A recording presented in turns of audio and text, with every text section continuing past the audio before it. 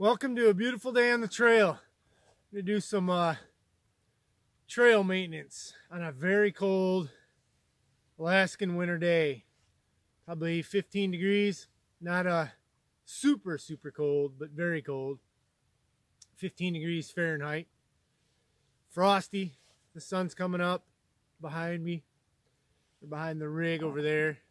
So I got a little time to do a little bit of trail maintenance. So this time of winter, after we get fresh snowfall like this, beautiful powder, you know, it pushes all the tree branches down into the trail. And not so bad on the bigger main trails, but you get off on these seldom used trails, and this is what you find. It's like running a little snow cave all the time, and until either the wind blows or rigs go down the trails and knock all the snow loose, so those branches kind of release and go back up.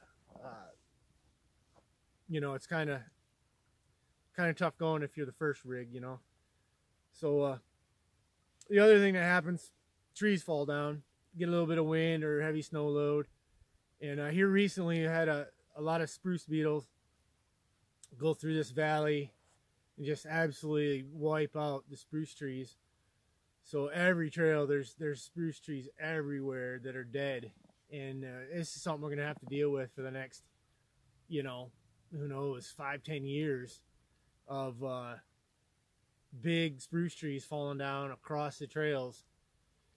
All trails, everywhere that you're in the woods, there's going to be dead spruce trees here in the valley.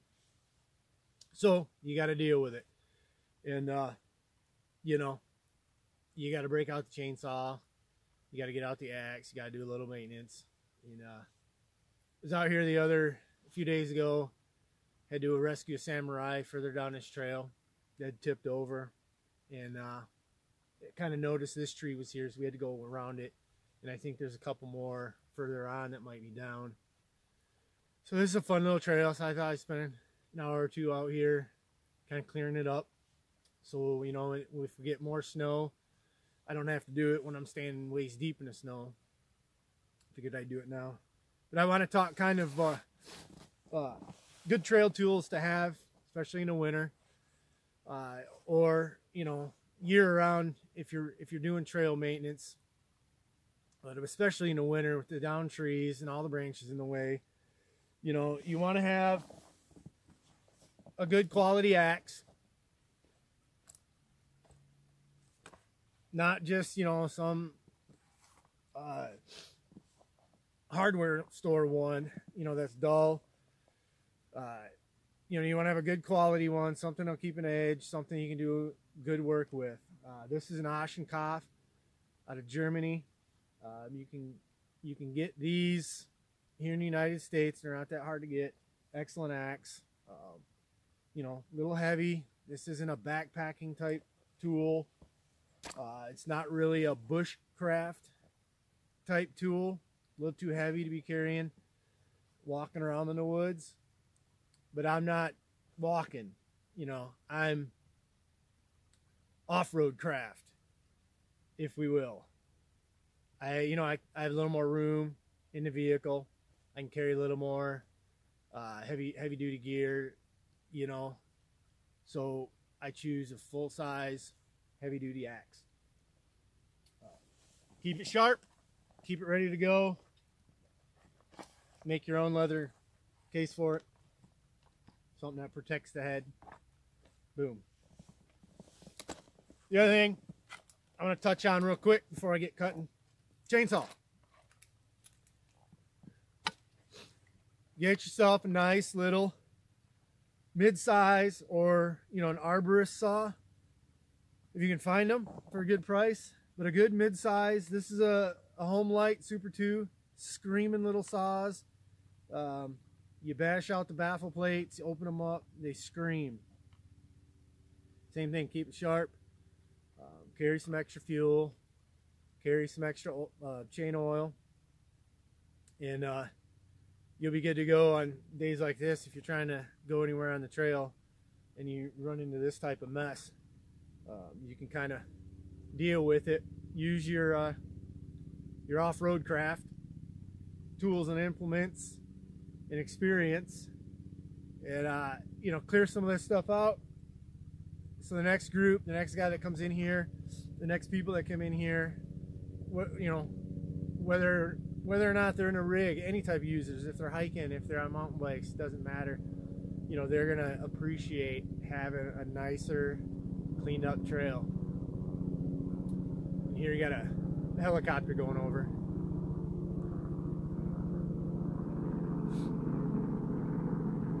Going to check out something. Beautiful day to be up there. Yeah, they got the best view in the world up there. Today, sunshine, the fresh snow. Fantastic. But yeah, this is my little home light. It's got the little trigger up here so you can hold it a little higher. This is an older saw. If you can find one, they're pretty cheap. But screaming little guys. Great to have on a trail. Easy to run, cheap to run, kind of a must-have trail riding, especially in the winter.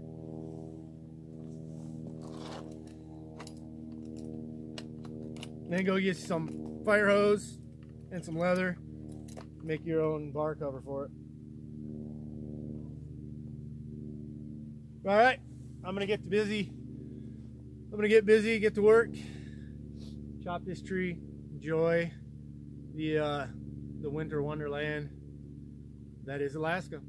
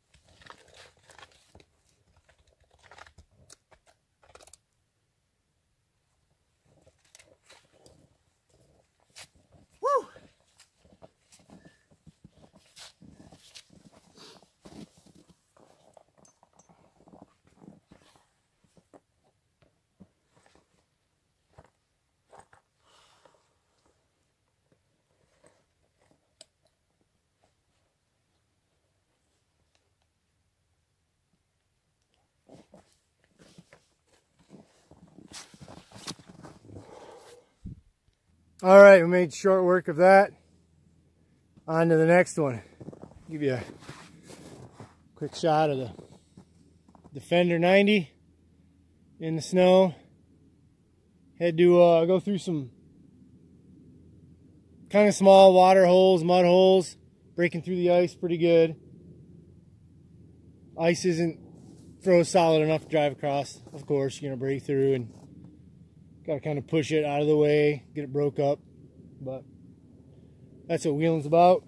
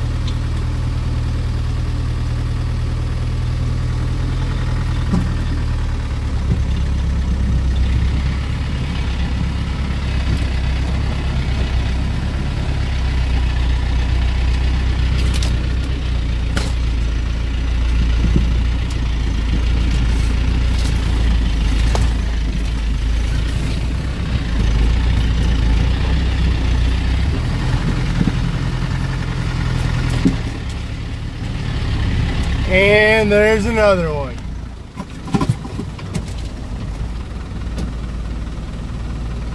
Excuse me while I go cut this. All I'm trying to do is get to the spot right on the other side of this and call it for the day.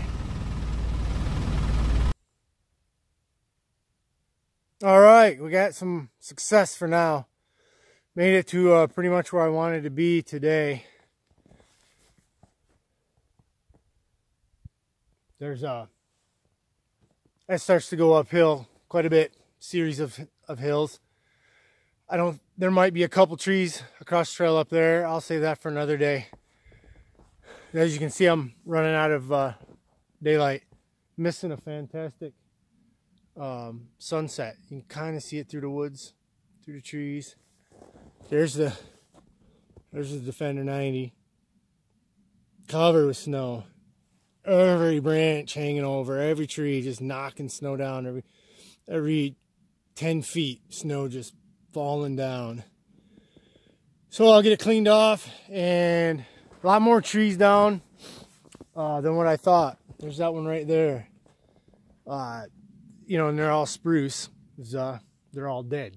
As you can see, dead spruce everywhere. And we're gonna be dealing with this quite a bit on the trails. Every time there's a windstorm, it's just gonna be knocking these trees over the trails. So, you know, there's gonna be a few years of constant cleanup.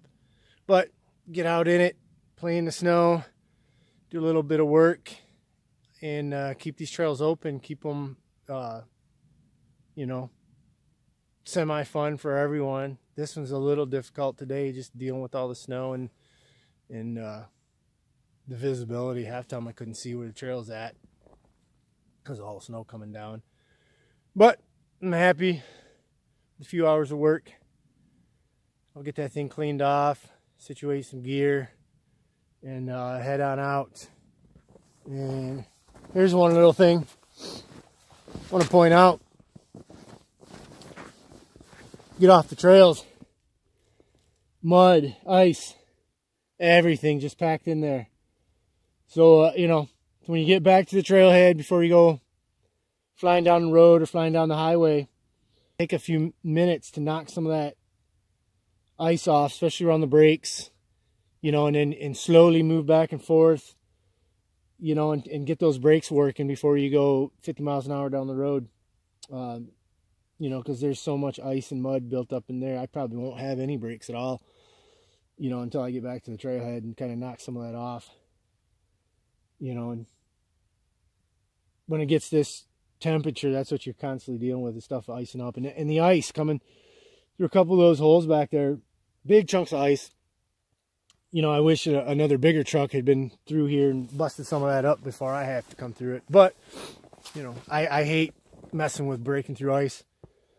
Brake lines, you know, air locker lines, so many things that could be damaged from all those chunks of ice hitting everything.